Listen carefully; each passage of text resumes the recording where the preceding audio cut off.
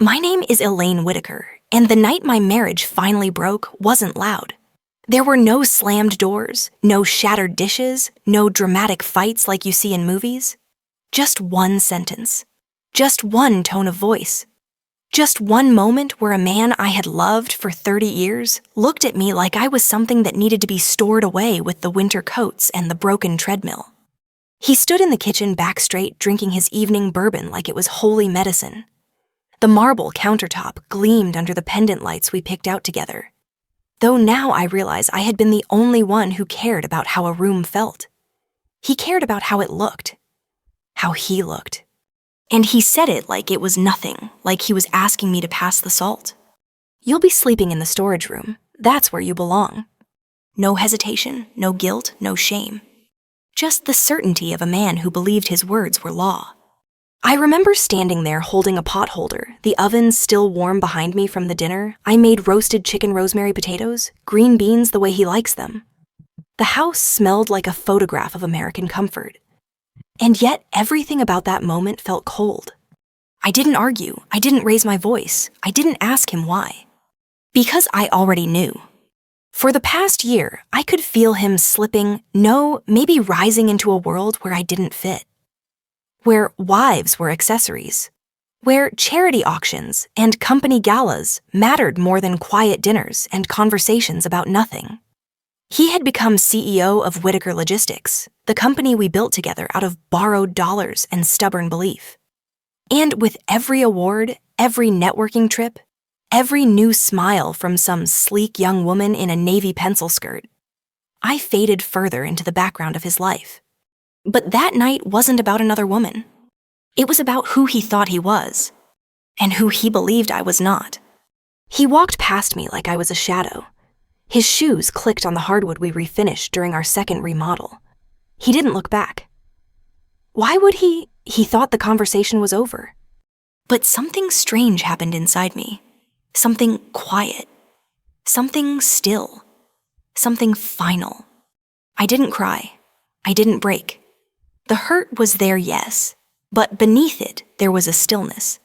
A kind of understanding that felt like standing on the edge of a lake at dawn, watching the light change. I realized in that moment that he no longer saw me. And if a person cannot see, you cannot acknowledge, you cannot honor the history that built their present, then there is nothing left to hold on to.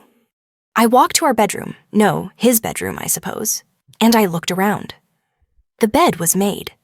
The throw pillows were arranged neatly the way I always did. My sweater was still draped over the armchair. Everything looked the same, and yet the life inside it was gone. I opened the closet and took only what was necessary. A pair of jeans, a soft flannel, my mother's locket. I didn't ransack drawers or tear anything down. I didn't need to make a statement. Leaving was the statement. The house was silent except for the hum of the refrigerator and the low murmur of the TV in the living room. I could still hear the faint clink of his whiskey glass as he turned channels without thinking. He didn't even notice I was leaving. I stood in the doorway for a moment, my hand on the knob, and I understood something deeply. This wasn't the end of something good. It was the completion of something long dead. I walked out into the night. The air was cool, the sky wide and starless. The porch light buzzed overhead, casting a yellow glow that made the driveway look almost gentle, almost safe. I got into my car, the same old sedan I'd driven for years, the one he always said didn't match our status. The leather seat was worn where my shoulder blade rested, and somehow that familiar imperfection felt more like home than anything inside that house had in a long time. The road from our neighborhood curved past quiet houses where porch lights flickered, and my neighbor's dogs slept behind fenced yards. I drove slowly. Not because I was hesitant, but because I wanted to remember. The trees, the sidewalks, the mailbox at the end of the street where we used to collect Christmas cards from friends, we somehow no longer had time to see. I wanted to hold a picture in my mind of the life I had given everything to. Not for him. For me. Because leaving didn't erase what I had built. It only made room for me to breathe again. I drove to my mother's old house, small white siding chipped paint on the porch railing. The kind of house where coffee tastes better because the kitchen is small and the memories are close to the walls. My mother had passed 10 years earlier, and the house sat mostly unused, waiting for something. Maybe waiting for me. I unlocked the door. The air inside smelled faintly of cedar and dust, and the floor creaked under my shoes like it was greeting me. I didn't turn on the lights right away. I just stood there in the dark, letting the quiet settle into my bones. For the first time in a long time, I felt safe. Later, I lay on the old floral couch and pulled a quilt over myself. Outside, a train horn echoed in the distance, slow, steady, familiar. And I finally allowed myself to breathe. Not cry. Not break. Just breathe. Because something was coming. I didn't know what yet. But I could feel it, like the air before a storm, heavy, charged, waiting. And the world would soon find out what happens when a woman stops holding up the things that are crushing her. I didn't sleep much that first night on the old couch, though I closed my eyes. Mostly, I listened to the creaks of the house, to the distant freight trains rolling through town, to my own breathing, settling into something steadier than I expected. It wasn't shock. And it wasn't numbness. It was clarity. A quiet level clarity that comes only when you have finally accepted the truth of something you spent years trying not to see. When the morning light came through the thin curtains, it came softly. Not like the harsh, angled light of the bedroom, I left the one with blinds always half shut, hiding more than they revealed. Here dawn just arrived simple and unpretentious, like the mornings of my childhood. I sat up, smoothed my hair, and looked at the room. The wallpaper was faded. The coffee table had a ring from one of my mother's teacups that I used to scold her about. The rug was worn in the exact shape of where her rocking chair once sat. Everything here was imperfect, and somehow that made it real in a way my life in that big house hadn't been in years. I made coffee in the old drip machine, the one that hissed and steamed like it was fighting for its own survival. The smell filled the house warm and familiar. I sat by the kitchen window and watched the light shift over the backyard blackberry bushes bare now in early spring. And for the first time in a long time, I didn't feel like I had to rush anywhere or perform anything. Grant didn't text, didn't call, didn't ask where I'd gone. Of course he didn't. Men, like my husband, don't notice the absence of the people they think are fixtures. They notice only when something stops functioning, when the meal isn't made, the calendar isn't maintained, the emotional labor isn't performed. I had been running the unseen parts of his life for decades, and in his mind, that meant I belonged there. Quiet, reliable, unremarkable. But the thing about being unseen is that there is an advantage to it. People forget what you know. I leaned back in my chair and let the memory of those early years come back, not the painful ones. The ones where we were just two young people trying to build something out of nothing. We met in a diner where I was waitressing between community college classes. He came in wearing a suit 2 sizes too big because it was borrowed. He ordered black coffee and a BLT and stayed for nearly 3 hours, telling me about his big ideas, how he wanted to create a logistics company that treated truck drivers with dignity and gave fair wages, how he was tired of corporate greed and wanted something human. Back then, his eyes were bright, not sharp, not calculating, just hopeful. And I believed him. When we got married, we didn't have money for a honeymoon. We didn't even have furniture. We slept on a mattress on the floor of a rented townhouse where the radiator rattled all night and the windows let in the cold. I worked days at the diner and nights inputting invoices for a friend's small business. He worked everything else. We built Whitaker Logistics in the pantry of that townhouse, literally. A card table, a laptop that overheated every hour, and a stack of paper invoices that never seemed to get smaller. I handled books, payroll, phone calls, scheduling. All unpaid. All under my name because we were trying to minimize liability and credit exposure for him while he was still finishing his MBA. That was the detail everyone had forgotten. The company legally was filed in my name. Not because of love, not because he foresaw success. Just practicality at the time. We were kids. We thought we were being strategic. Neither of us imagined the scale it would grow to. Over the years, things changed. Money came, recognition came, pressure came. And like many men who rise faster than they know how to handle, He began to need distance from the person who had seen him when he had nothing. Because that version of himself embarrassed him now. I sipped my coffee and let that settle.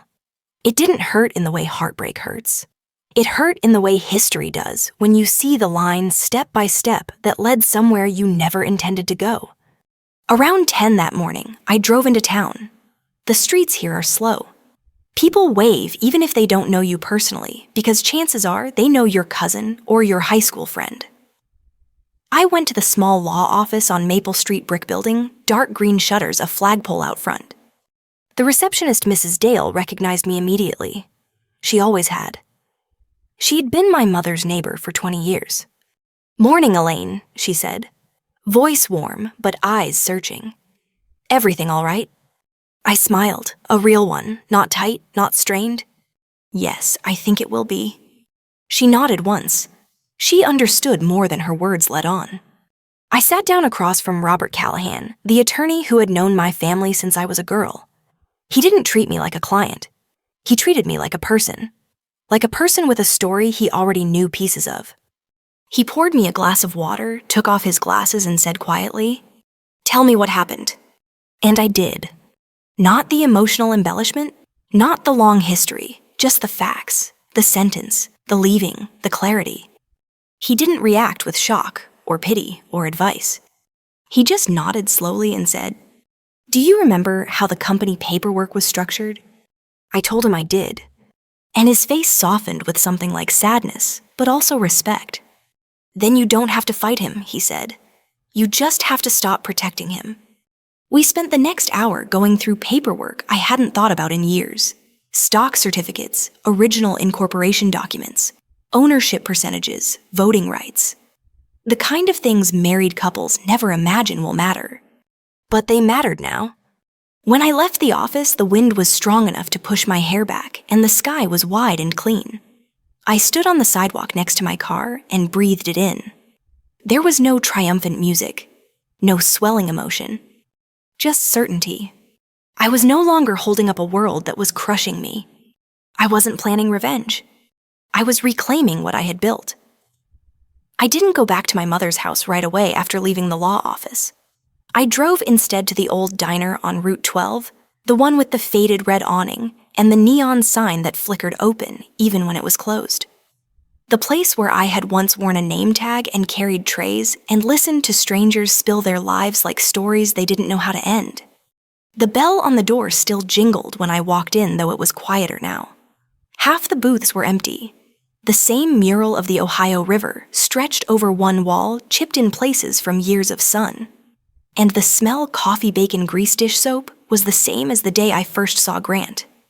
I sat in the corner booth near the window, the one we used to share, though I didn't think about it that way until I was already sliding into the seat. A young server I didn't recognize came over, notebook in hand. She couldn't have been more than 19. Tired under the eyes, already hair pulled back too tight. "Coffee?" she asked. "Yes," I said, "thank you." She poured it and walked away. No small talk. That was fine. I didn't need any. I held the warm mug in both hands and let the steam rise toward my face. I thought about the girl I once was, the one who believed that love meant endurance, patience, and quiet resilience. I didn't resent that girl. I understood her. She thought she was building something solid, something lasting. In a way she was, just not what she thought. My phone stayed silent. Not a single call from Grant. Not a message. Not a question about where I was. Not concern. Not anger. Not even curiosity. That told me everything I needed to know. He didn't think I was gone. He thought I was cooling off. He thought I would come back once I realized how dramatic I was being. He thought I was furniture that would return to its place. But I had already left the house in every way that mattered, long before my body walked out the door. The coffee cooled. I drank it anyway. Then I left cash on the table and walked out, the bell jingling behind me again, marking a small but final moment in my life. Back at my mother's house, the afternoon sun was warm against the windows. I opened them, letting fresh air move through the rooms. Dust particles spun like tiny galaxies in the light. I swept. I wiped down counters. I aired out closets. Not because I was nesting, but because motion helps thoughts settle. I made a list. Not of tasks, not of revenge, not of strategy. Of truths. I had been there from the beginning. I had contributed more than anyone knew. I had been invisible for too long. I was done participating in my own erasure. When I finished cleaning, I found the box of documents I'd brought from the law office. I sat on the living room floor and began sorting. Stock certificates, board voting rights agreements, retirement plan records, founders' agreements. I remembered sitting on that same floor years ago, helping my mother sew patches onto my father's shirt after his work jacket tore. We didn't talk much then either, but the silence had meaning. It was work, care, quiet love. This silence was different. This silence was reclamation. The sun lowered, shadows stretched. The house settled into evening. I made a sandwich standing at the counter the way I did after double shifts when I was young. The familiarity of those movements comforted me more than any fine dining dinner ever had. As night came on, I turned on the porch light. I wasn't expecting a visitor, but someone came anyway. Not Grant. His father, Richard Whittaker. 78, thick white hair, the kind of posture that speaks of old military training and a lifetime of holding himself together out of sheer pride. He stepped out of a clean black sedan, walked up the driveway slow but steady, like a man preparing to receive news he already knows but doesn't want confirmed. I opened the screen door before he knocked. We looked at each other for a long moment, no words yet. He had always been polite to me, respectful in the quiet, traditional, structured way of men from his generation. The kind of man who didn't apologize because he didn't have the language for apology, but who felt things deeper than he would ever say out loud. He removed his hat and held it in both hands. "Elaine," he said, voice low, "may I come in?" I nodded and stepped back. He walked into the living room, looked around, and took a slow, steady breath. He didn't sit until I gestured to a chair. He placed the hat on his knee and stared at his hands for a moment before speaking. "He told me what happened," he said. Or rather, what he thinks happened. I said nothing. The silence filled the room like something with weight. I raised him to be better than that he went on voice rough. But I suppose every man can forget himself when he thinks he's climbed high enough. I let him speak. He needed to, and I needed to hear it. "He doesn't understand yet," Richard said. "But he will." There was something in the way he said it. Something that told me Richard understood exactly what the paperwork meant. The voting rights, the shares, the control. He knew. "He'll come to you," Richard said quietly. "But don't hurt him, Elaine. Not more than he's already hurting himself." I took a slow breath. "This isn't about hurting him," I said. "It's about no longer hurting me." Richard nodded once. Hard, like it hit somewhere he'd been protecting for a long time. "I should have seen it sooner," he murmured. "People only see what they want to see," I said. "Yes," he said, "and what we're afraid to lose." He stood to go, put his hat back on, paused at the doorway. "You were always the backbone," he said. I knew it, he knew it, even when he pretended otherwise. I didn't cry, but I felt something shift inside me. Not forgiveness, but understanding. When he left, the house was quiet again. The sky outside was deep blue, almost black. The kind of night that feels like it's waiting. I went to bed early, not because I was tired, but because I would need strength soon. What was coming wasn't war. It was truth. And truth doesn't need to shout.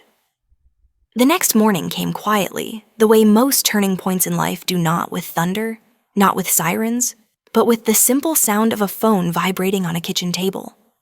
I had left the ringer on by accident. I rarely do. But sometimes life wants us to hear things. The call flashed across the screen. Whittaker Logistics, main office. I didn't answer.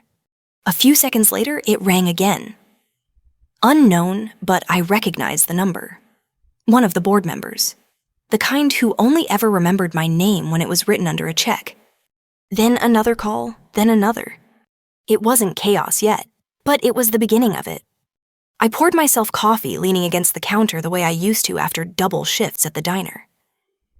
The house felt steady around me. quiet, honest. Then my phone buzzed again, this time a text. From Grant, where are you? Not, are you okay? Not, we need to talk. Just that. The kind of question a man asks when he's lost track of something he assumed belonged to him. I didn't answer. Outside, the early spring wind rustled the branches of the maple tree in the yard. I stood there for a moment, watching leaves that hadn't fully returned, yet tremble in the cold. Even the tree was rebuilding.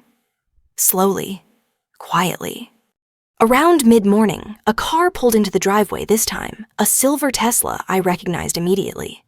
Caleb Hart Grant's CFO, the golden boy of the company board, the one who loved power more than people. He stepped out wearing a suit too sharp for a town like this, hair slicked back, jaw clenched like someone who hadn't slept.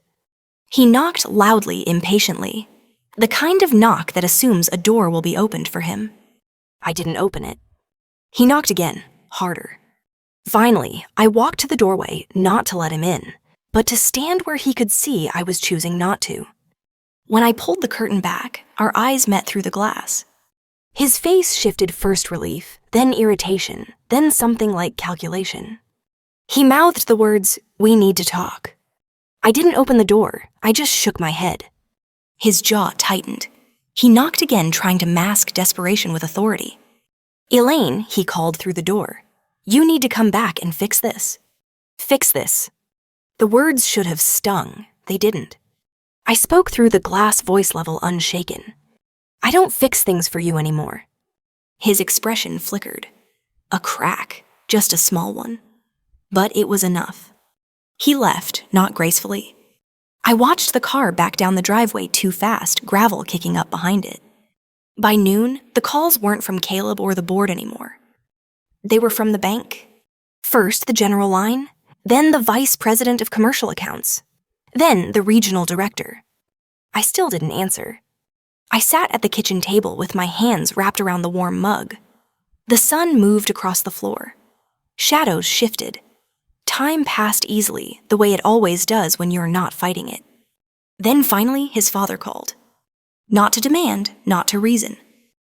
Just to say, they're going to send him home soon. I nodded even though he couldn't see it. I know. Will you be there? He asked. Yes, I said, but not in the way he expects. Around 5 in the afternoon, I heard the familiar hum of Grant's car. He pulled into the driveway, crooked tires, crunching on gravel like the earth itself was resisting him. I didn't go to the door. I waited. The knock was softer than Caleb's. Not gentle, just uncertain. I opened the door this time, but only halfway. Grant stood there looking smaller than I'd seen him in years. Not physically, he was still tall, broad-shouldered, powerful-looking. But the confidence, the certainty, the untouchable posture, it was gone. His eyes were red not from crying, from fear. He didn't say hello. He didn't ask if I was all right. He didn't apologize. He said, "You froze the accounts." I nodded. "You transferred voting control." I nodded again. His voice broke not into sadness, but into disbelief. "Why would you do that?" There are moments in a person's life when truth becomes simple, clean, uncomplicated. This was one of them. Because I said quietly, "You told me the storage room was where I belonged." He blinked, and just like that, the memory returned to him, not the sentence itself, but the cruelty of it, the certainty behind it, the belief that it was allowed. He tried to speak, but the words failed. His breath hitched. His hand gripped the doorframe like the house might tilt. "You're my wife?" he managed. I shook my head. "No, I was your foundation, and you forgot the difference." For a long moment, neither of us moved. The porch light flickered on as the sky deepened into blue. Cars passed somewhere in the distance. A dog barked 2 yards down. Life continued indifferent. Finally, I stepped outside and closed the door behind me, leaving us standing together on the porch. Not as husband and wife, but as two people being asked to look honestly at what they had built and what they had broken. "Is it too late?" he asked.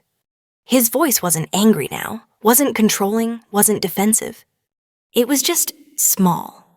I didn't answer. Because the truth was, I didn't know yet. And that uncertainty was the first true thing between us in a very long time. We stood on the porch for a long time without speaking. The kind of silence that isn't empty, it's full. Full of things unsaid, things remembered, things broken. The evening air settled around us cool and thin.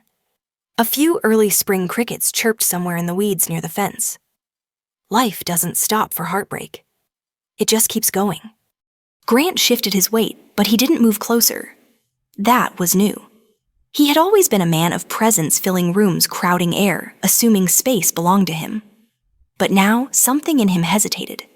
Something in him knew. "Can I come in?" he finally asked. I shook my head once. Not yet. He swallowed. Hard. His eyes were tired, creased at the corners, red at the edges. The face of a man who thought he had the world in his hands just yesterday, only to realize today that the world was never really his at all. "I didn't mean it," he said. Not an apology, just a statement, a defense. The worst part was that it was probably true. He didn't mean to say it. He didn't mean to hurt me. He didn't mean to treat me like something beneath him. He just did. Because he had learned somewhere along the way that he could. "That's the problem," I said quietly. "You didn't even think about it." He opened his mouth to respond, but I held up a hand. "Come with me," I said. We walked off the porch, down the steps, across the yard that needed mowing to the back garden. The soil was bare now, waiting for planting season. My mother used to grow tomatoes here, big, sweet, heavy ones that tasted like sunshine and hard work. She used to say, "A garden tells you everything you need to know about a person." "What do you see?" I asked him. He looked confused. "Dirt?" I nodded. "Yes, just dirt at a glance. But underneath it is 10 years of compost layering, weeding turning. Root systems, microbes, years of tending." He watched me carefully now. "You don't see that when you look at it," I continued. "You only see a patch of ground that isn't doing anything. But something has been happening here all along." He looked down at the soil again, slower this time. "I was this garden," I said. His throat tightened. I could see it. "It wasn't loud," I said. "It wasn't dramatic. But I was building, supporting, rooting, holding. And you didn't even notice because everything I built was beneath the surface." He closed his eyes. I didn't need him to cry. I didn't need him to collapse. I didn't even need him to understand all at once. I just needed him to see. We walked back to the porch and sat him on the top step, me, leaning back against the railing. Space between us. Not hostile, not warm, just honest. "Elaine," he started. But I cut him off gently. "Don't say you're sorry yet. Don't say you'll change. Don't say anything you think a good man should say in this moment. Words don't matter right now." He nodded slowly. He understood. Maybe for the first time in years, he was listening instead of waiting to speak. We sat like that for a while. Then I told him the truth he didn't know. When the company was formed, I said everything was filed under my name because your credit was tied up with your student loans and we needed the liability shield. He blinked. I could see him searching his memory, recognizing it, realizing it wasn't a twist I invented. It was history he had simply stopped remembering. I continued, not angry, not triumphant, just factual. "I never transferred my ownership. I never signed the voting rights away. You assumed I had, and I didn't correct you." "Why?" he asked, voice low. "Because I trusted you," I said. His jaw tightened, not in anger, but in pain. And now he asked. I looked at him. Really looked. "You asked me to sleep in the storage room," I said. "You didn't ask if I was hurting. You didn't ask if I was lonely. You didn't ask if I was still there with you. You didn't ask at all. You just decided." He closed his eyes again, and something in his posture, the thing that held him upright, unshakable, finally broke. Or maybe not broke. Maybe softened. Melted. Returned to something human. "I was wrong," he whispered. Not loud, not performative, not for effect. Just true. We didn't rush the moment. We didn't turn it into forgiveness or resolution or promises. We just let the truth hang in the air like wood smoke. After a while, he asked the question I knew was coming. What happens now? I took my time answering because the answer mattered. You step down, I said. Not forever, not publicly, but for now. You take a leave. You start therapy. You face yourself. Not the CEO, not the version of you show to investors. You. The man who slept on the floor of a rented townhouse while I typed invoices until midnight. He breathed out slowly, a rough, uneven breath. And me, he asked, voice softer than I'd heard in years. You signed shared leadership, I said. Equal authority, equal control, equal voice. No more shadows. No more pretending I wasn't building the company beside you. He nodded once, heavy, real. Okay, he said. Not defeated. Accepting. We didn't touch hands. We didn't hug. We didn't make promises. We just sat together as the sun faded and the porch light flickered and the world continued moving around us. Not as husband and wife. Not as enemies. But as two people standing in the debris of something old, making room for something true. Grant didn't return to the big house that night. He sat for a while longer on that porch step after I went inside. When I checked through the window a few minutes later, he was still there, hands clasped loosely between his knees, shoulders slumped, staring at the dark yard like he was seeing his life for the first time, instead of the version he'd curated for others. Eventually, he rose. He didn't knock again, didn't call my name. He simply walked to his car, got in, and drove away slowly, headlights drifting out of the driveway like a last exhale. I didn't watch him leave. I didn't need to. The next morning arrived quietly again, overcast but warm. I made coffee the same way I had every morning of my adult life. The mug felt solid in my hand. Real. Grounding. At 8:12 a.m., my phone rang. This time I answered. Elaine, the voice on the other end, said, a little too rushed, a little too forced. It was Margaret Pierce, chair of the board, a woman who wore silk scarves year-round and valued composure the way other people valued faith. We need to schedule an urgent meeting today regarding the events unfolding around the leadership at Whitaker Logistics. She didn't ask how I was, didn't ask where I'd been, didn't even pretend to disguise her purpose. The company was trembling. They needed the foundation back. When I asked, 3 o'clock, she said. I'll be there. I hung up before the conversation could tilt into explanations or negotiations. There was nothing left to negotiate. The power dynamic that had once seemed unshakable had already shifted. Not because I'd forced it to, because it had been an illusion to begin with. I dressed simply dark slacks, a soft gray sweater hair tied back the way I always wore it when I needed clarity. No jewelry except my mother's locket. I didn't want armor. I didn't need it. I wanted to walk into that building as myself, not as someone performing strength, not as someone reclaiming something loud. Just as the woman who had always been there. The Whitaker Logistics headquarters sat on a stretch of land near the interstate-wide parking lot, clean glass front flagpole out front. I remembered when it was just a rented office above a hardware store. I remembered hauling paper files up the stairs when the elevator broke.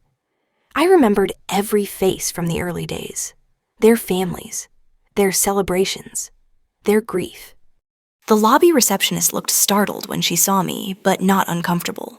More like she was seeing a photograph of someone she used to know suddenly brought to life again.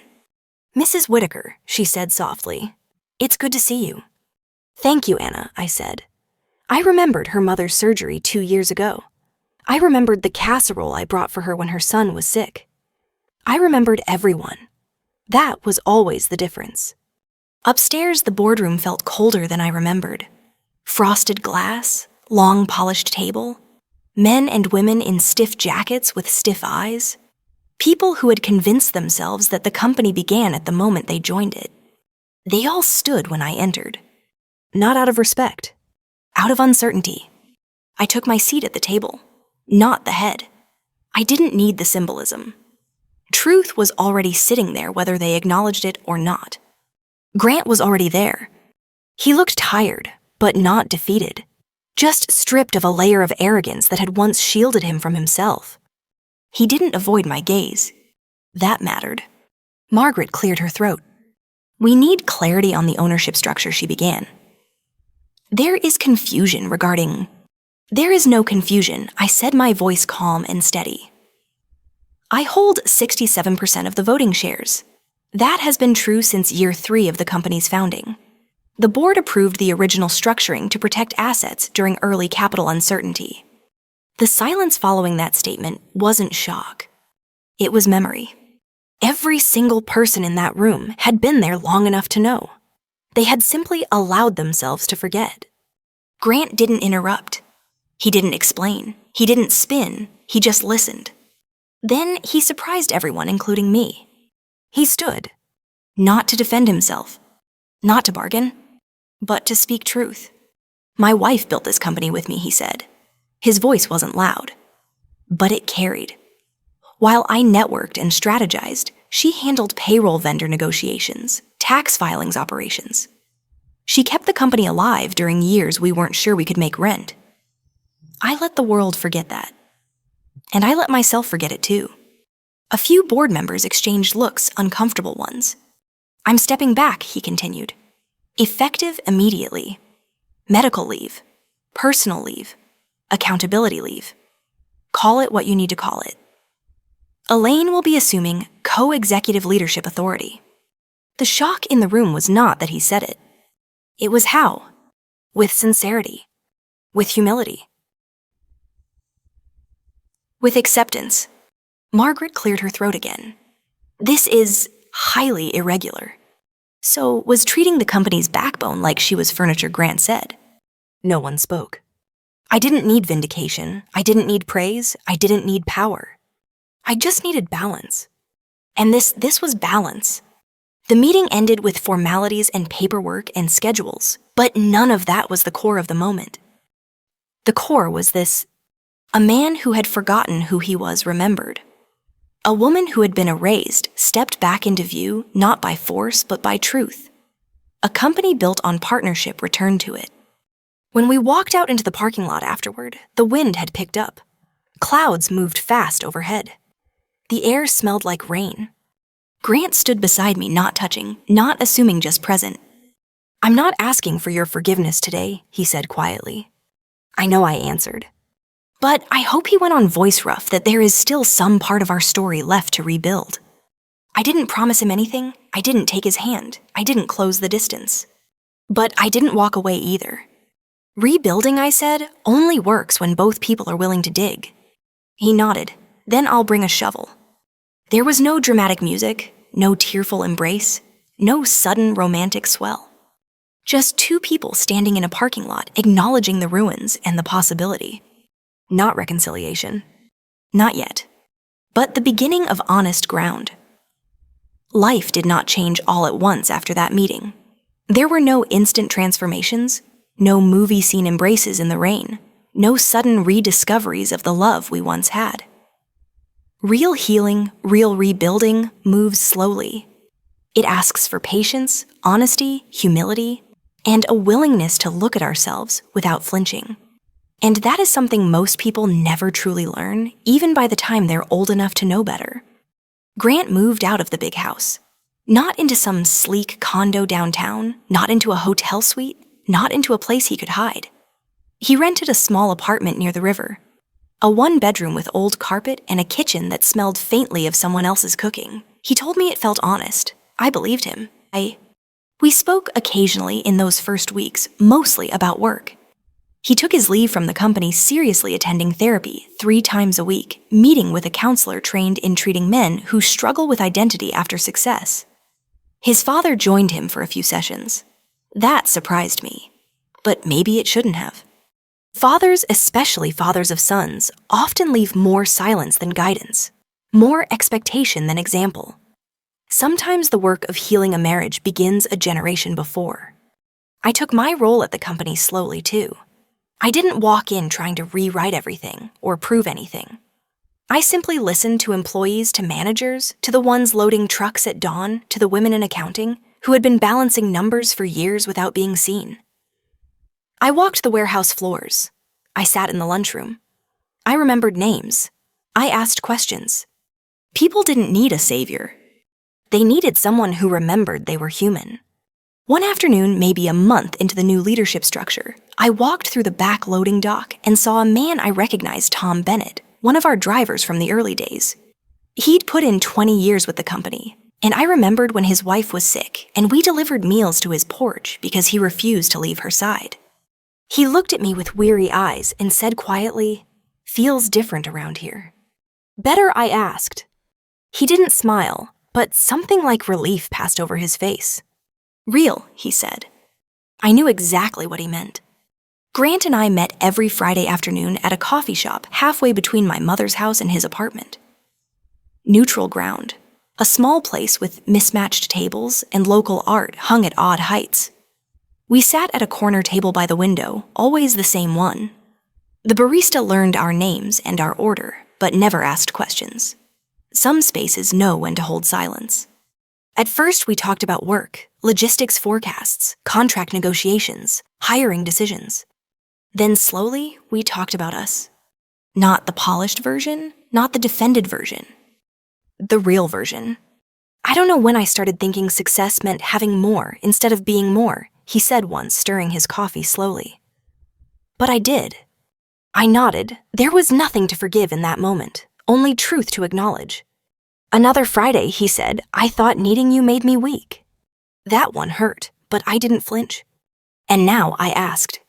He looked out the window, watching a mother guide her toddler across the parking lot. "Now I understand that not needing anyone was the weakest thing I ever believed." We didn't move back in together. Not then, not quickly. Not because of guilt or nostalgia or loneliness. We rebuilt slowly, like restoring an old house.